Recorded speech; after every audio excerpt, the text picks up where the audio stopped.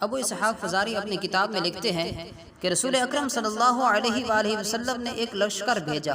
اس میں حضرت عبداللہ بن رواحہ رضی اللہ تعالی عنہ موجود تھے اور حضرت خالد بن زید رضی اللہ تعالی عنہ بھی اس میں موجود تھے۔ جس وقت ان مجاہدین کا کافروں سے آمنا سامنا ہوا، ابھی جنگ شروع نہیں ہوئی تھی، کفار کی فوج سے ایک انسان نکل کے آیا اور دونوں فوجوں کے درمیان اکڑ کر چلتے ہوئے معاذ اللہ اس نے رسول اللہ صلی اللہ علیہ وآلہ وسلم کو گالیاں دینا شروع کر دی۔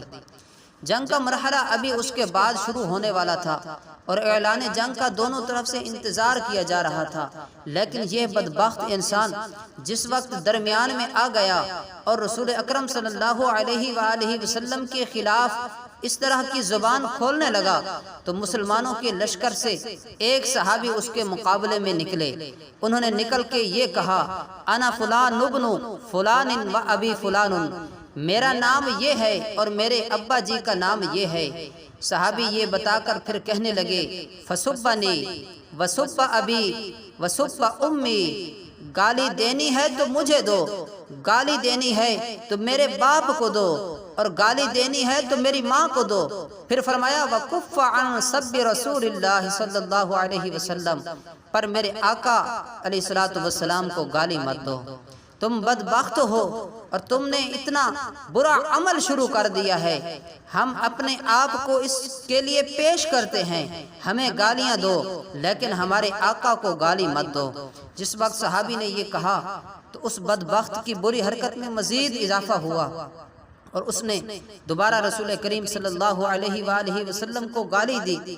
تو صحابی کہنے لگے، وَكُفَّ عَنْ سَبِّ رَسُولِ اللَّهِ صلی اللہ علیہ وسلم، ہمارے آقا صلی اللہ علیہ وسلم کی توہین سے باز آ جا، میرے آقا صلی اللہ علیہ وسلم کو گالی مت دو۔ پھر فرمایا لَأُرَجِّلَنَّكَ بِسَيْفِي، اگر تو نے یہ کام نہ چھوڑا تو میں اپنی تلوار لے کر تجھ پہ چڑھ جاؤں گا۔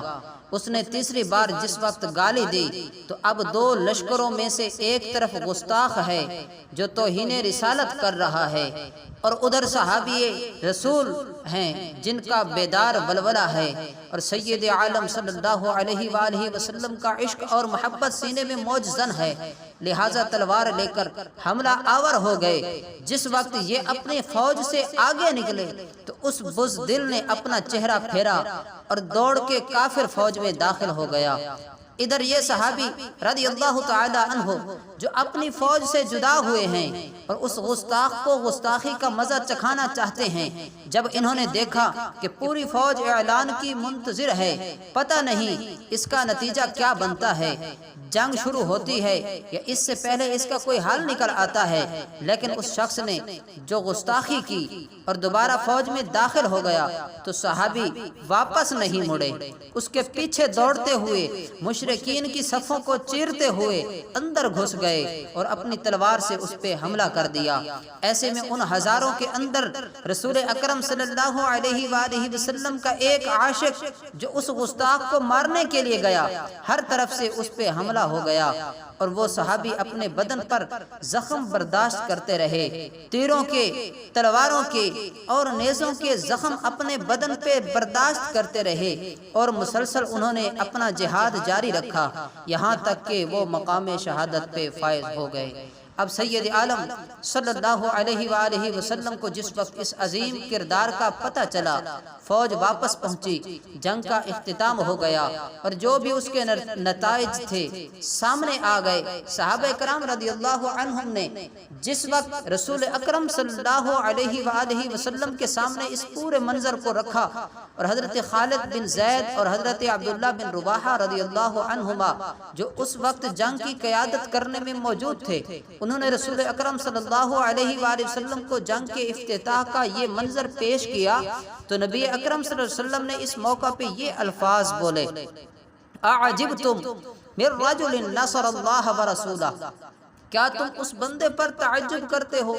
کہ جس بندے نے معمولی کردار ادا نہیں کیا بلکہ اس نے اللہ کی بھی مدد کی ہے اور اللہ کے رسول کی بھی مدد کی ہے۔ یہ دن، یہ پہلے دن سے اسلام کے شیدائیوں کا ولولہ ہے کہ جس وقت ناموس رسالت کا معاملہ ہے تو اس وقت اپنے بدن کی پرواہ نہیں ہے اور اس انداز میں اپنی جان کو جھونک دیتے ہیں اور وہ عشق کا پیغام رقم کرتے ہیں کہ لوگ حیران ہیں۔ لیکن رسول اکرم صلی اللہ علیہ وآلہ وسلم نے یہ جملہ بول کر اس عظمت کو اجاگر کیا ہے، نصر اللہ ورسولہ، اس بندے نے اللہ کی بھی مدد کی ہے اور اللہ کے رسول کی بھی مدد کی ہے۔ حالانکہ اللہ تو سب کی مدد کرنے والا ہے، اس کی مدد کون کر سکتا ہے؟ تو یہ اس بات کی طرف اشارہ تھا کہ میری عزت پر پہرا اللہ نے اپنے ذمہ لیا ہے، اور جو شخص یہ پہرا دینے نکلتا ہے اس کو رب اپنی نیابت عطا فرما دیتا ہے۔ لہٰذا اس نے میری عزت پر پہرا دے کر گویا اللہ تعالیٰ کی مدد کی ہے۔ لیکن اللہ تبارک و تعالیٰ نے جو اعلان کر رکھا ہے، اِنَّا كَفَيْنَاكَ الْمُسْتَهْزِئِينَ، بے شک ان ہنسنے والوں پر